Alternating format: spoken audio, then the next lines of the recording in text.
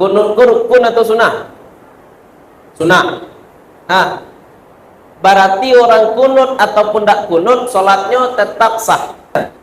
Kalau orang nan sumbunya pendek, nan pamerang pariak segala macam, emosi tentu itu kecilnya. Maka kare-kare pada aku baca Quran, kesangkunya pakak Allah, maka kare-kare bananya baca Quran. Nah, di talangan ada talempong batu. Talempong batu, kok batu atau alat musik? Gini dulu tuh.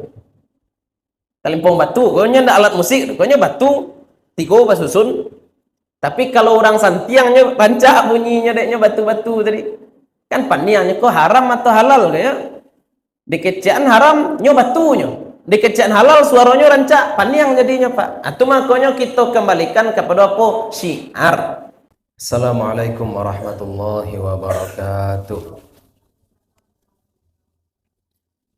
Alhamdulillahilladzi arsala rasulahu bil huda wa dinil haqqi liyudhhirahu 'ala ad-dini kullihi wa kafaa billahi shahida. Asyhadu an la ilaha illallah wahdahu la syarikalah wa asyhadu anna Muhammadan 'abduhu wa rasuluh. Allahumma salli wa sallim wa barik ala hadzal nabiyil karim wa ala alihi wa sahbihi wa man tabi'ahum bi ihsanin ila yaumiddin. Fanawaina ta'alluma wa ta'lim wa naf'a wal intifa' wal ifadata wal istifadah wal hatha ala tamassuki bi kitabillahi ta'ala wa bi sunnati nabiyhi sallallahu alaihi wasallam wa du'a ila al huda wa dilalata ala al khairi ibtigha'a mardatillahi wa sawabihi wa qurbih. Allahumma 'allimna ma yanfa'una wanfa'na bima 'allamtana wa zidna ilma. Bapak-bapak, ibu-ibu, para guru, para jamaah yang dimuliakan Allah, puji syukur kehadirat Allah Subhanahu wa taala. Salawat dan salam mudah-mudahan selalu tercurah untuk Nabi Muhammad sallallahu alaihi wasallam. Mudah-mudahan dilimpahkan pula untuk keluarga dan para sahabat beliau serta kepada siapapun yang telah menyampaikan ajaran beliau kepada kita, termasuk orang tua dan guru-guru kita. Mudah-mudahan kita, keluarga kita, anak cucu kita semuanya tetap berpegang teguh kepada apa yang telah dibawa oleh Nabi Muhammad sallallahu alaihi wasallam, sehingga nanti di akhirat kita bisa dibangkitkan bersama-sama dalam satu naungan di bawah bendera Rasulullah sallallahu alaihi wasallam, dan mudah-mudahan kita bisa mendapatkan syafaat dari beliau. Sebenarnya kajian kita itu mulainya hari Jumat kemarin, tapi domam. Jadi mulainya hari Jumat sekarang walaupun suara agak lembut-lembut sedikit. Di AC banyak begini Bu ya. Iya.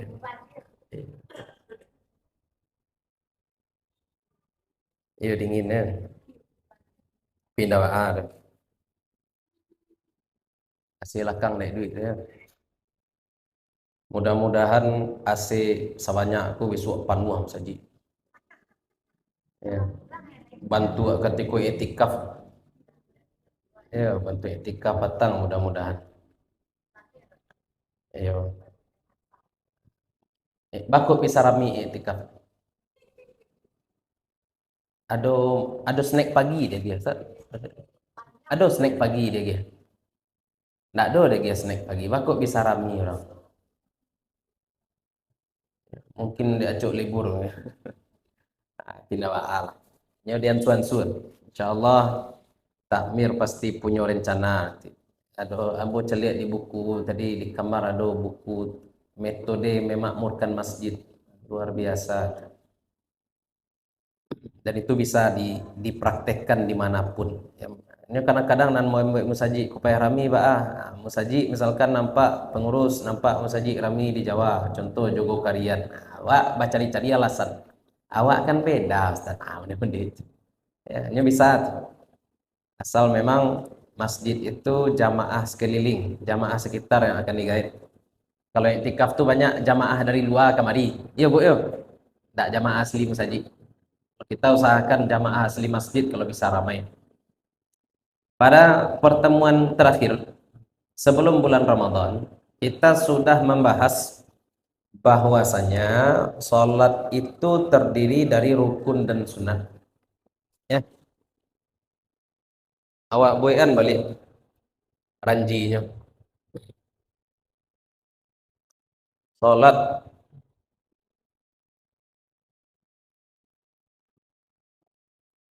ada rukun. Ada berapa rukun salat? Ah, 3 boleh.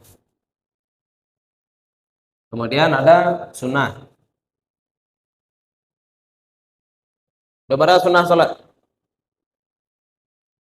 Banyak.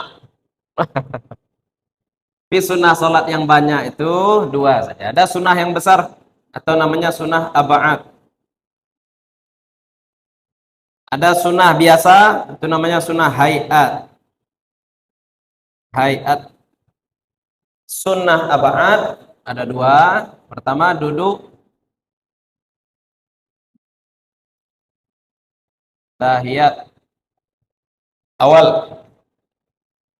Yang kedua ada doa kunut. Doa kunut kita jelaskan kemarin, ada kunut subuh, ada kunut witir, ada kunut nazilah. Ya, kunut subuh, kunut witir, kunut nazilah. Perbedaan ulama terkait kunut pun sudah kita jelaskan. Perbedaan ulama terkait kunut subuh, terkait kunut witir, bagaimana praktek kunut nazilah yang dilakukan bukan hanya saja pada saat subuh. Ya, sholat zuhur pun jadi, sholat asar pun jadi, sholat maghrib pun jadi. Itu tergantung kondisi atau hal-hal yang menimpa kaum muslimin. Itu kunut nazilah. Kalau kunut subuh kita sudah jelaskan. Ada ulama yang menyatakan bahwasanya kunut subuh itu tidak disunahkan. Ada ulama yang menyatakan kunut subuh itu sunnah. Yang menyunahkan kunut subuh, ada yang menyatakan bahwa kunut subuh itu dilakukan sebelum ruku, sebagaimana dalam mazhab Imam Malik. Ada pula yang menyatakan bahwa kunut subuh itu dilakukan setelah ruku atau ketika i'tidal. Itu tentang perbedaan masalah kunut. Dan lagi-lagi kita ingin tegaskan, Bu Calit, Bapak Calit, kunut kok tampilnya di rukun atau di sunnah? Kunut itu rukun atau sunnah? Sunnah. Nah, berarti orang kunut ataupun tidak kunut, sholatnya tetap sah. Orang kunut ataupun tidak kunut, sholatnya tetap sah. Makanya Imam Syafi'i ketika berziarah ke makam Imam Abu Hanifah, Imam Syafi'i ziarah ke makam Imam Abu Hanifah, beliau tidak kunut. Sholat subuh tidak kunut beliau. Padahal menurut Imam Syafi'i kunut subuh itu sunnah. Kenapa beliau tidak kunut? Menghormati Imam Abu Hanifah. Bantu itu ulama-ulama dulu, Pak. Ya, seperti itu ulama-ulama dulu. Atau kisah yang masyhur kalau di Muhammadiyah itu kisah Bapak A.R. Fakhruddin. A.R. Fakhruddin atau Imam Masjidil Haram, Imam Sudes.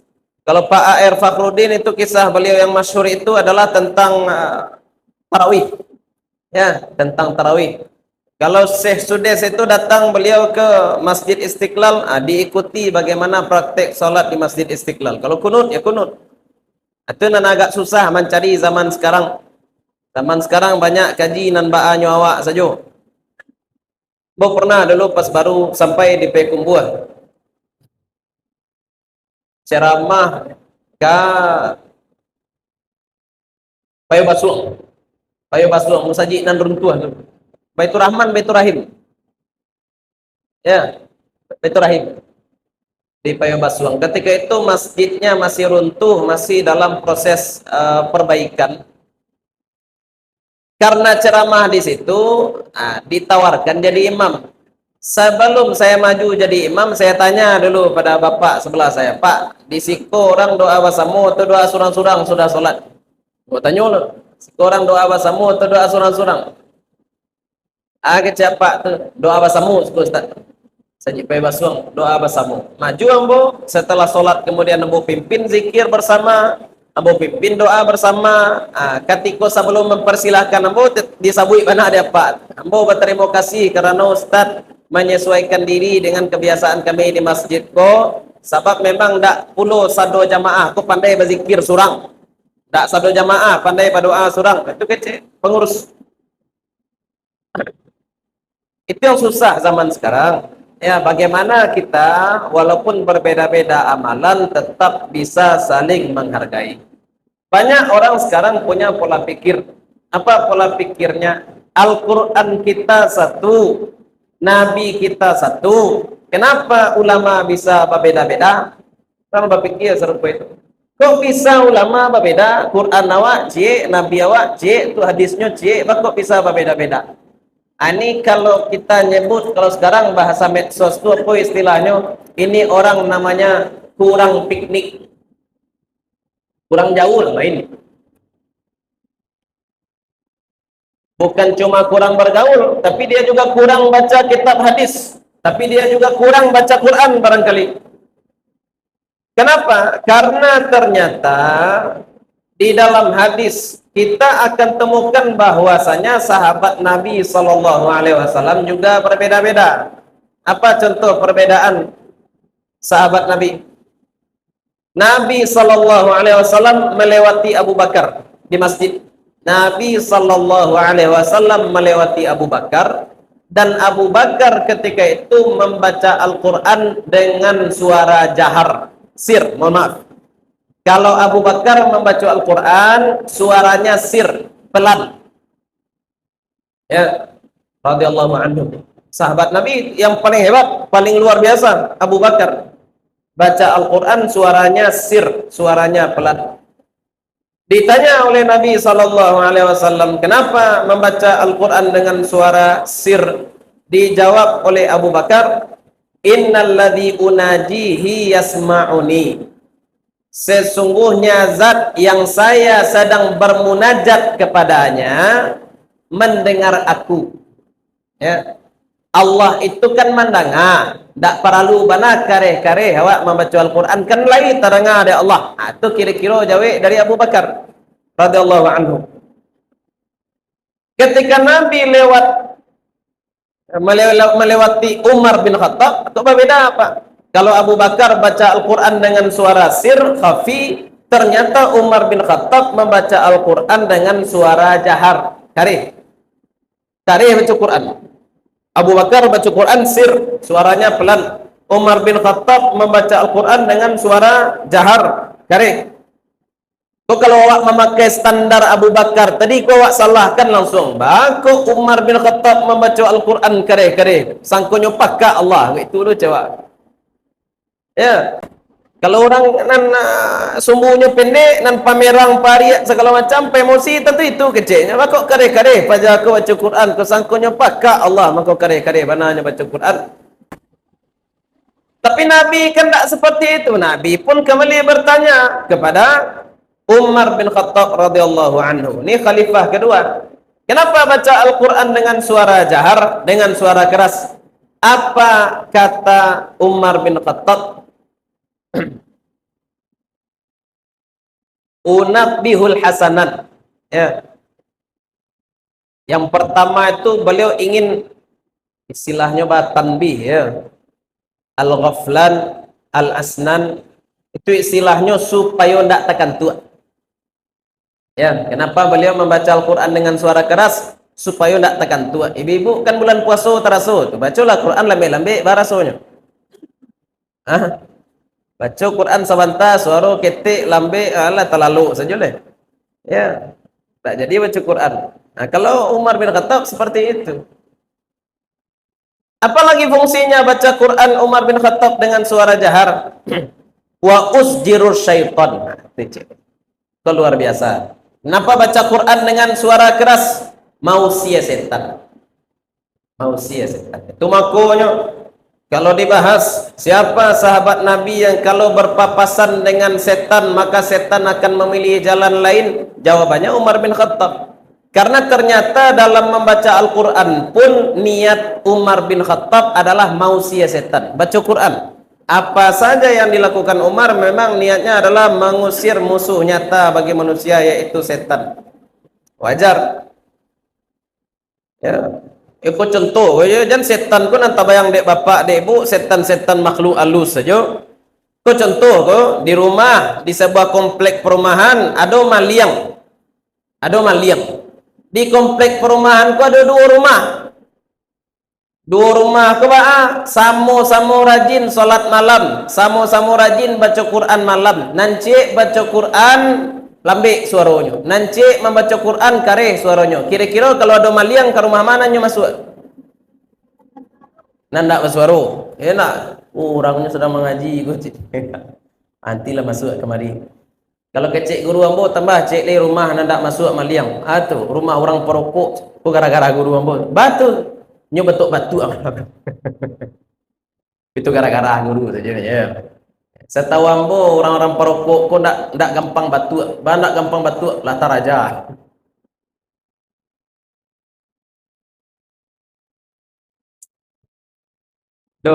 Dosen apa? Beliau perokok. Dosen apa kok perokok? Kironyo kanai covid. Nyo perokok kanai covid lo pak. Ya. Tapi capek sehat dibandingnya lah jo kawannya nandak perokok kanai covid meninggal. Nah, dikecek sudah tuh dikeceknya serupa itu. Orang perokok kok paru-parunya lah tak biasa makan racun kok jadi kanai covid kok biasa saja deh. Jadi orang perokok ndak mati dek covid tuh dia matinya dek nan lain baru mati. Itu gara-gara guru saja ya. Yang cukup-cukup lu kebuk. Dah boleh cukup dia. Cukup. Ya, jadi seperti itu. Apa kata Nabi? Ada cik lain sahabat. Abu Bakar cik baca Quran sir. Umar bin Khattab membaca Quran jahar. Nah, satu lagi Bilal bin Rabah. Bilal bin Rabah ini baca Qurannya bagaimana? Membaca sebagian ayat dari satu surat, dibaca puluh ayat dari surah lain. Istilahnya kalau zaman kini nan dibaca oleh Bilal adalah ayat-ayat pilihan. Ayat-ayat pilihan. Di beberapa masjid ambo dapati ada juga yang serupa itu. Bagaimana prakteknya? Misalkan setelah sholat dia baca Al-Fatihah. Setelah baca Al-Fatihah kemudian dia baca 5 ayat pertama surat Al-Baqarah. Sudah baca 5 ayat pertama surat Al-Baqarah, kemudian dia baca wa ilahukum ilahu wahidul la ilaha illahu ar-rahmanur rahim. Setelah itu dia baca ayat kursi. Setelah itu dia baca surat Ali Imran. Ya. Wa syahidallahu annahu la ilaha illahu wal malaikatu wa ulul ilmi. Itu kan namanya membaca ayat-ayat pilihan. Ditanya kepada Bilal oleh Nabi sallallahu alaihi wasallam, "Kenapa baca ayat loncat-loncat?" Apa jawab Bilal bin Rabah? Ajma'ut thayyiba bit thayyibi. Saya mengumpulkan yang baik dengan yang baik. Nabi sallallahu alaihi wasallam kemudian katakan apa? As-sabtu. Ya. As-sabtu. Kullukum as-sab. Ya, semua kamu sudah betul. Semua kamu betul. Berbeda-beda, tapi semuanya tidak ada yang disalahkan oleh Nabi. Nah, walaupun beda-beda, yang dia amalkan tetap merupakan perintah umum dari Allah, yaitu membaca Al-Quran. Dibaca sir jadi, dibaca jahar jadi. Umpamu bapak ibu membaca Al-Quran, adonan membaca tembak jenggo saja. Duduknya diambilnya Al-Quran, mana tak buka, itu nak dibaca. Ada nak yang serupa itu? Pak ya, boleh. Tak jadi soal. Pokoknya apa? Baca. Ya, pokoknya baca Al-Quran. Itu contoh. Berbeda-beda dalam praktek, akan tetapi sama dalam esensi. Esensinya apa? Sama-sama membaca Al-Quran. Atau masuk masalah kunut. Orang dijadikan nyobana kunut ko seolah-olah identitas. Seolah-olah identitas. Itu kita kanan balik kayo. Menjadikan kunut seperti sebuah identitas. Kalau di Minang ada kaum tua, ada kaum muda.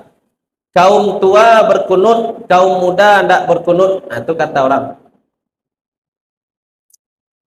Datang mengadu beberapa masyarakat kepada Haji Rasul. Ya, kepada Haji Rasul, Bapak Buya Hamka. Apa yang diadukan oleh masyarakat? Bahwasanya ada sebagian orang yang membid'ah-bid'ahkan amalan di beberapa masjid dan menyuruh masyarakat untuk memilih-milih masjid. Apa sebab? Iko masjid dua masalah. Yang satu menjaharkan basmalah ketika salat, dibaca bismillah secara jahar. Yang kedua, masalah yang ditanya itu adalah berkunut dalam sholat subuh. Gara-gara muncul pertanyaan seperti itu, Bapak Buya Hamka atau Haji Abdul Karim. Kalau Buya Hamka Abdul Malik, kalau bapak beliau Haji Abdul Karim bin Tuanku Kisai Amarullah, itu menulis sebuah buku. Judulnya Syir'ah. Ya, masalah kunut ini ditulis buku kemudian oleh Bapak Buya Hamka, judulnya Asy-Syir'ah.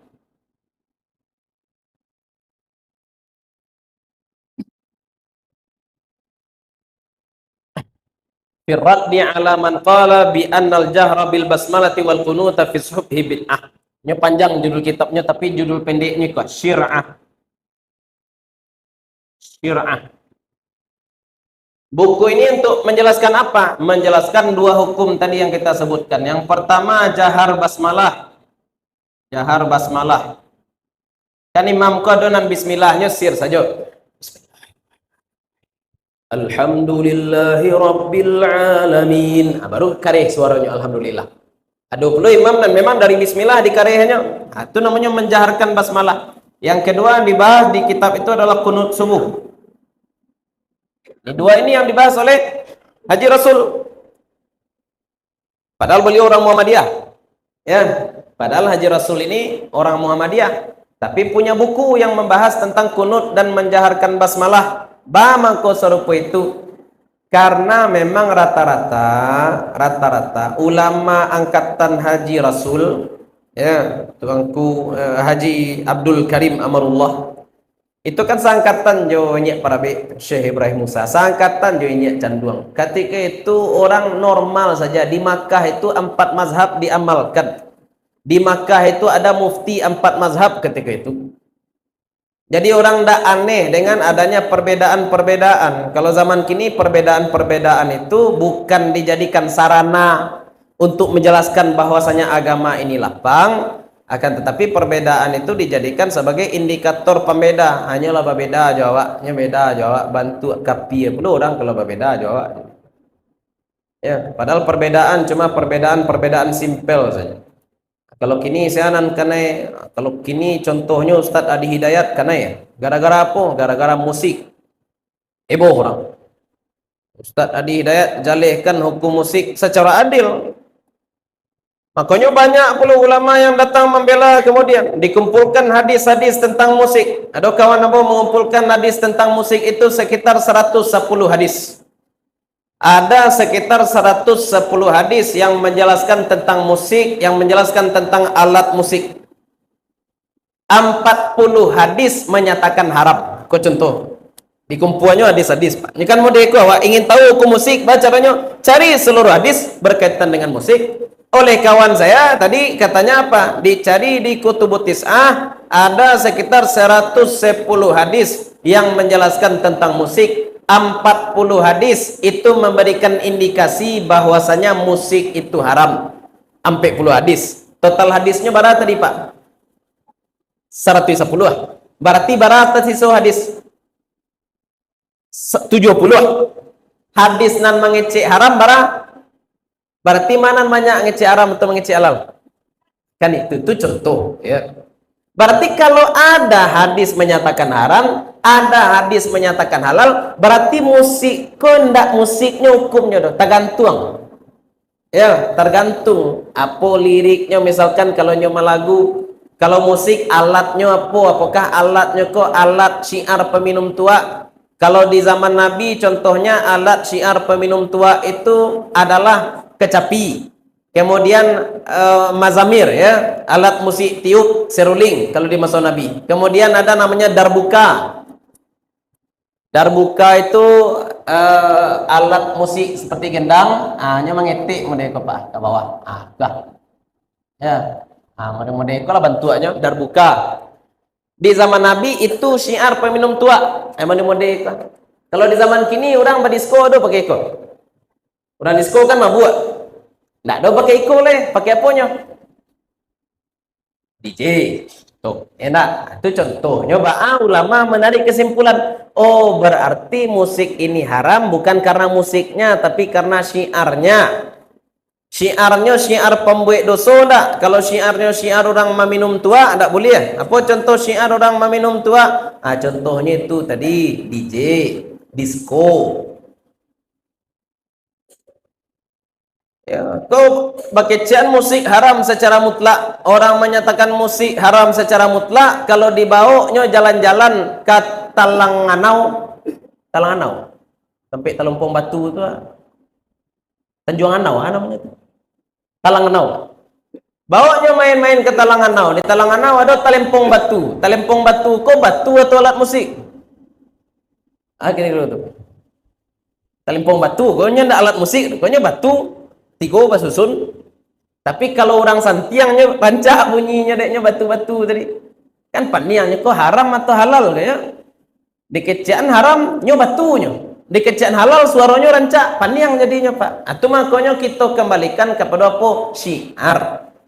Musik kok kama dibawa syiarnya. Dan itu dibahas ya secara detail di HPT Muhammadiyah, Himpunan Tulisan Terjih Muhammadiyah. Di masalah yang banyak diributkan oleh orang-orang sekarang sebenarnya sudah selesai oleh ulama-ulama kita dulu. Dan kita inilah yang suka mencuki-cuki aja balik. Selesai di buya-buya dulu sebenarnya.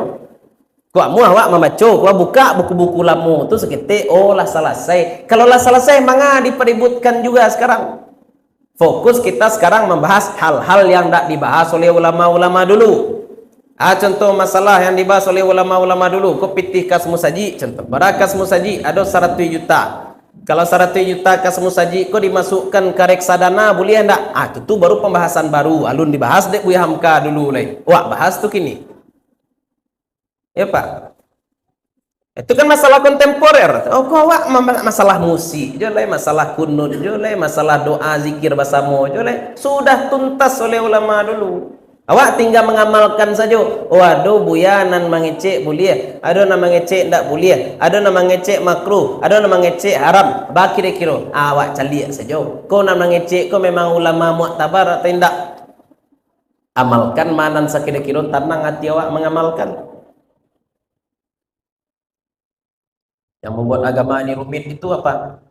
Agama ini tidak rumit. Yang membuat agama ini rumit adalah gaya kita dalam beragama. Gaya kita dalam beragama. Ya, kok salah satu, beri maaf ya.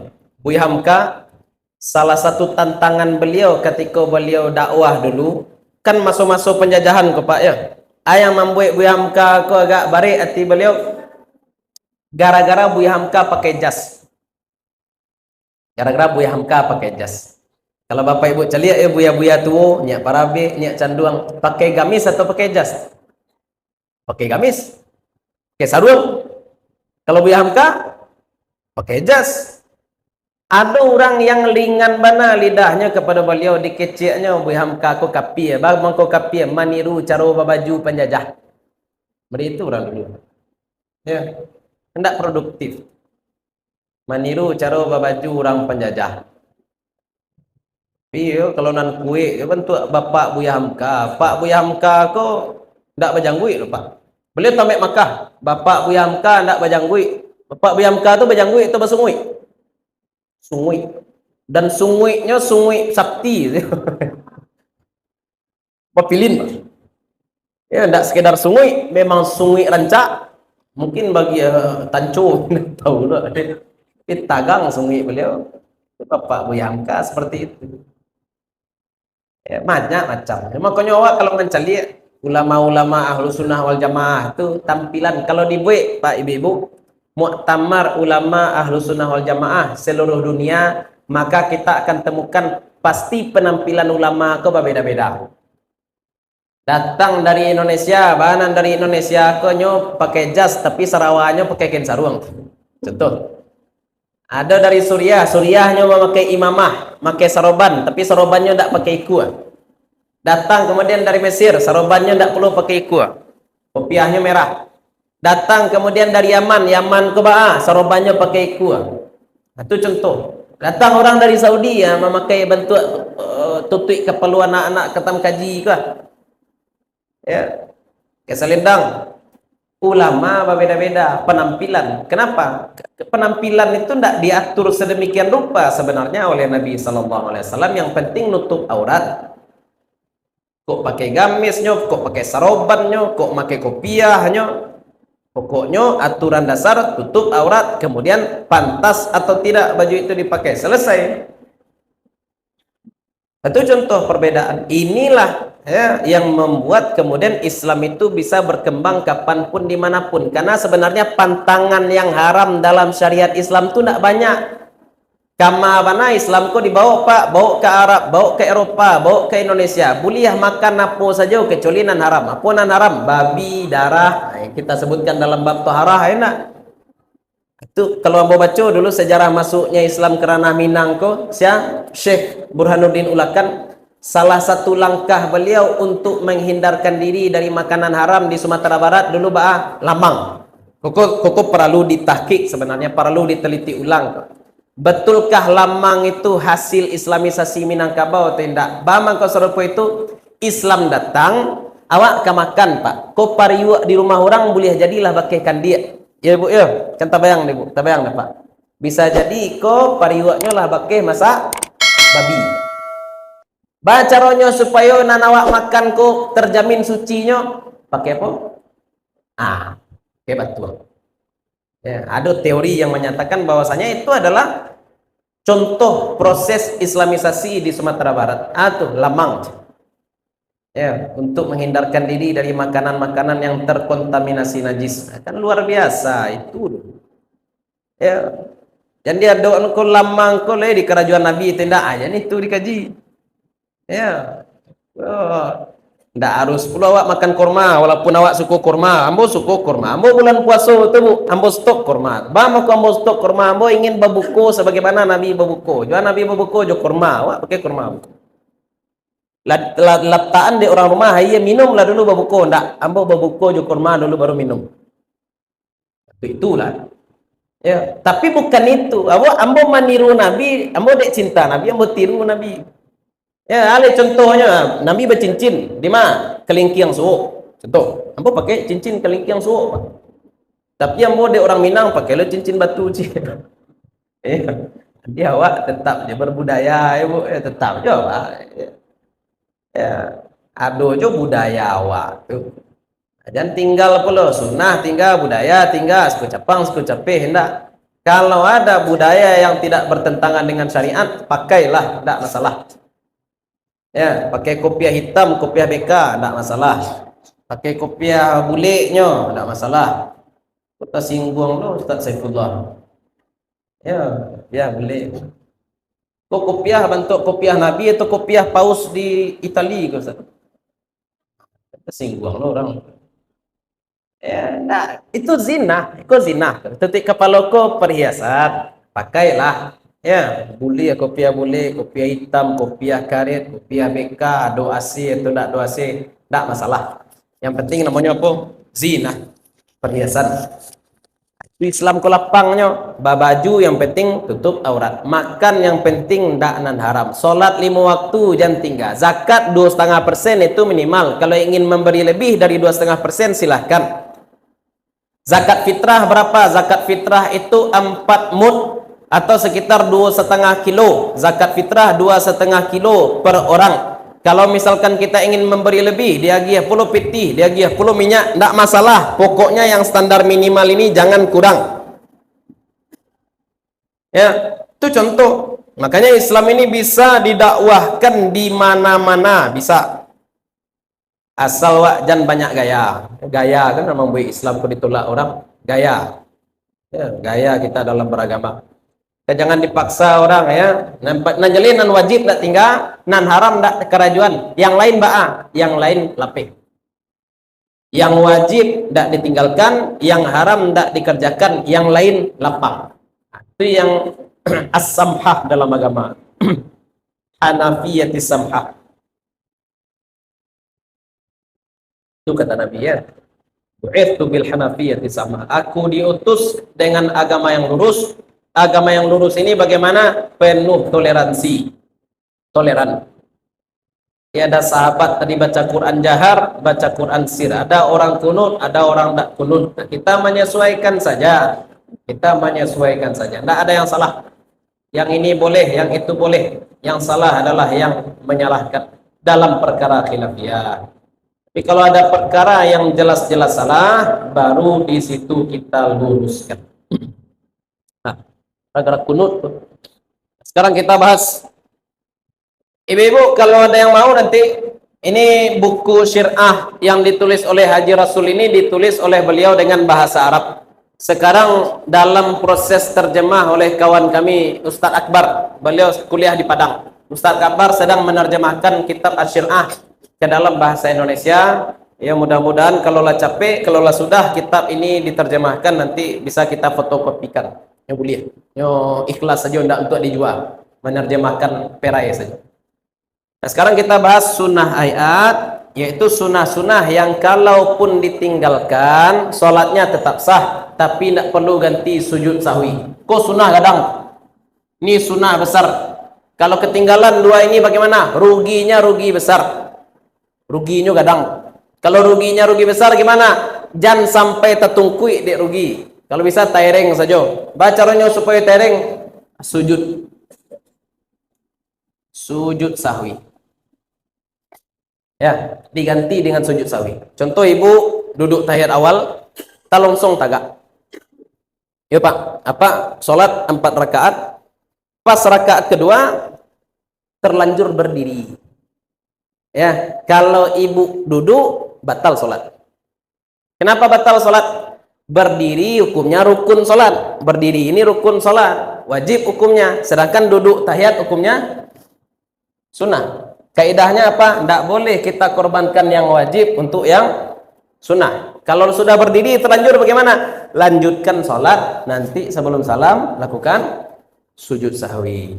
Kalau imam bagaimana? Imam juga seperti itu. Imam dalam rakaat kedua terlanjur berdiri, jangan baca subhanallah. Lanjutkan saja. Tapi kalau misalkan di rakaat ketiga imam duduk, baru baca subhanallah. Contoh sholat zuhur. Contoh sholat zuhur, rakaat kedua imam langsung berdiri. Di rakaat ketiga duduk imam, berarti imam mengira dia masih di rakaat kedua, padahal dia sudah berada di rakaat ketiga. Maka dalam kondisi seperti itu baru baca subhanallah. Ya, baru baca subhanallah. Ya, jangan salah nanti. Imam terlanjur berdiri, lanjut saja sholat. Nanti sebelum assalamualaikum imam sujud sahwi, kita ikut dengan imam sujud sahwi. Tapi kalau makmum boleh. Ya, imam duduk tahiyat memang rakaat kedua. Makmum tamanuang mendengarkan Allahu Akbar langsung saja nyetagak. Ya, nyetagak orang duduk sadanya. Itu wajibnya duduk. Kenapa boleh makmum duduk kembali? Sebab berdiri memang wajib, tapi mengikuti imam hukumnya juga mengikuti imam juga wajib. Maka dia mengorbankan yang wajib demi kewajiban yang lain. Bukan mengorbankan yang wajib demi yang sunat. Berdiri wajib memang, tapi dia kemudian duduk. Untuk apa dia duduk? Mengikuti imam. Imam duduk tahiyat, dia juga kembali duduk untuk mengikuti imam. Ya, itu tentang masalah duduk tahiyat. Masalah kunut sama dengan duduk tahiyat. Masalah kunut sama dengan duduk tahiyat. Ada orang biasa kunut misalkan. Rakaat kedua subuh, talongsongnya ke sujud. Allah tacah tangannya ke lantai. Baru tekan adanya undi hambu alun doa kunut leh. Baliaknya tagak baliak batal salat. Batal salat. Ya. Karena dia sudah mau sujud. Sujud itu hukumnya wajib. Doa kunut hukumnya sunat. Tidak boleh kita batalkan yang wajib demi yang sunat. Itu tentang sunnah abad diganti dengan sujud sahwi. Sekarang sunnah hayat ini banyak. Ya. Secara umumnya semua bacaan dalam sholat, oh ya lupa modul lah dong, masih ada saat alay modul lah kalau jamaah yang ingin modul berapa pitihnya Ustaz? Mana boleh ya. Itu pengurus kemarin sudah kita kirimkan file dan pengurus masjid sudah memotokopikan. Kalau ingin nanti minta saja kepada pengurus. Mau nak tahu cara fotokopinya segala macam. Kalau ingin filenya bisa aja. Kalau ingin file nanti minta ke WA pengurus dikirimkan file PDF-nya. Fotokopi surang jadi jo. Pokoknya mengaji ku aduh bahan bacaan awak. Ya, payah mencatat enggak masalah. Nah, lah ditolong dicatatkan. Itu tentang modul ya. Ada modul sunnah hayat ini sunnah-sunnah kecil semua bacaan dalam sholat kecuali takbir, fatihah, tahiyat, salawat, salam. Semua bacaan selain yang 5 ini hukumnya sunat. Maka bapak ibu ketika sholat tidak baca doa iftitah, sholatnya sah. Ketika sholat tidak membaca ayat setelah al-fatihah, sah juga. Ketika sholat tidak membaca amin, sah juga. Tidak baca Rabbana lakal hamdu, jadi duo. Tidak baca subhana rabbiyal a'la dan subhana rabbiyal azimi, tidak masalah. Tapi tentu sholatnya kurang, tidak sempurna. Umpama rumahnya sudah berdiri, dindingnya sudah kokoh, jendelanya sudah terpasang, tapi tidak bacat. Bah nampak rumah tadi bu? Bah nampak rumah. Bisa ditinggali? Bisa, tapi tidak rancak. Sholat pun seperti itu. Rukunnya sudah terlaksana, sunnah besarnya dapat, tapi sunnah-sunnah ini penghiasnya tidak dapat. Maka tetap ya sempurnakan sholat, baca doa iftitah, mau Allahumma ba'id jadi, mau wajah tu jadi, baca ayat setelah al-fatihah, baca amin. Amin itu bisa jahar, itu mazhab Syafi'i, bisa pula sir amin setelah waladdallin bagi makmum dalam mazhab Hanafi.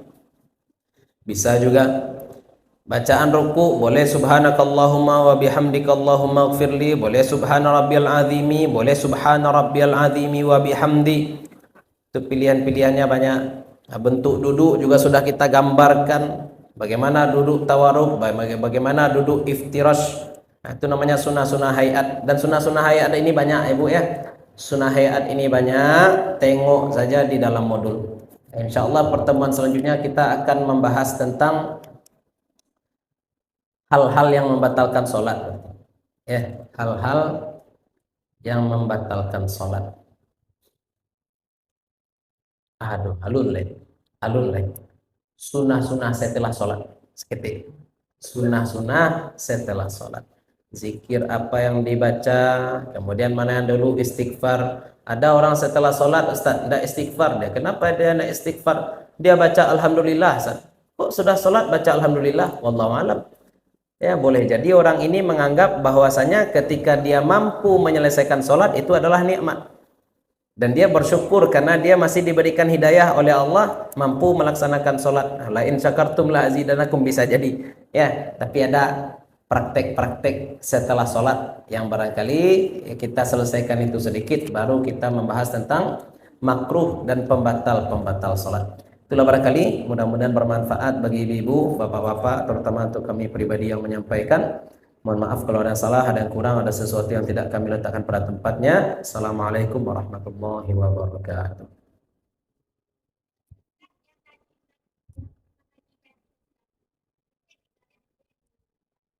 Yo, boleh kare, boleh enggak kare. Tapi di perhatian dan sampai mangga 2 orang. Ayo. Tadi niat Umar bin Khattab membaca Quran kareh mangga 2 setan. Mangga 2 setan. Kalau awak mangga 2 orang mencoba bacaan Quran awak lo jadi setan. Orang jangan tegan. Iya benar tuh. Jangan sampai ibadah kita mengganggu orang lain. Ya, contoh beri maaf kayak di banyak tampe bulan puasa orang hebohnya gara-gara kota harus dalam masjid pakai mic 2. Ya, tadarus dalam musaji pakainya mic 2. Kadang-kadang orang ingin istirahat. Ya boleh. Itu contoh. Jangan sampai ibadah kita mengganggu orang lain. Ya. Wallahu taala.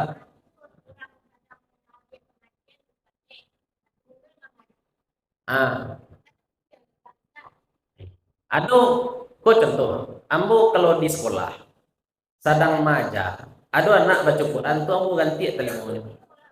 Bagus ambo ganti telinga, ambo tanya, apa hukum baca Quran? Sunnah, Ustaz. Apa hukum menuntut ilmu? Wajib, Ustaz. Gara-gara nan wajib, terbalik. Gara-gara nan sunat, Engkau tinggalkan yang wajib. Kaidah itu dipakai terus. Ke contoh lain tuh. Kaji subuh misalkan lah masuk waktu syuruk dengan kaji dulu. Jangan sholat syuruk. Betul. Mengaji hukumnya apa tadi? Wajib. Mengaji wajib. Bukan mengaji baca Quran kok. Menuntut ilmu hukumnya. Menuntut ilmu wajib. Sedangkan sholat duha, sholat syuruk, sholat isyraq hukumnya sunat. Sunat bisa. Apalagi sunat. Ya. Tidak masalah syuruk pun nak harus ketika matuari tabi. Bahkan kalau ketika matuari tabi itu bana sholat, ada namanya cik Arab bahkan. Dan pas matuari tabi itu bana sholat tunggu dia tidak agak limitis. Ya, ya kalau dalam mazhab Syafi'i itu, kalau dalam yang putu nafis makruh. Kalau matuari tabi itu bana kita sholat makruh. Ya kalau dia nggak salah matan takrib, kalau di matan takrib haram. Ya, makanya dia gitu. 10 ini, 5 ini. Sebenarnya kalau ingin pasti, aku agak ragu ya. Tentang waktu syuruk, waktu isyraq jam aku agak ragu. Kalau ingin pasti, pergi saja keluar masjid. Nampak matahari adalah lebih tinggi dari matahari. Maka nampak ke horizon. Lebih tinggi matahari dari matahari. Itu istilahnya Pak, setinggi galah. Ketika matahari setinggi galah, berarti lah masuk waktu syuruk. Waktu asli ya, waktu syuruk. Sebab kalau dalam mazhab Syafi'i, syuruk dan duha itu sama orangnya, namanya saja dan berbeda. Kapan waktunya? Matahari terbit lebih sedikit. Matahari terbit lebih sedikit. Itu baru namanya sholat syuruk. Itu contoh. Tapi yang ingin menyampaikan, menuntut ilmu hukumnya wajib, sholatku hukumnya sunat. Ya, maka jangan ganti. Kadang-kadang awak tapi rajin kok ketika Ustaz bagi pengajian loh. Ketika di rumah nonton pas nonton tuh baca. Ya, ya itulah. Contoh yang buat contoh lihat. Apalagi ibu enak nonton Liga Dangdut. Ya, wallahu taala. Itulah banyak maaf. Assalamualaikum warahmatullahi wabarakatuh.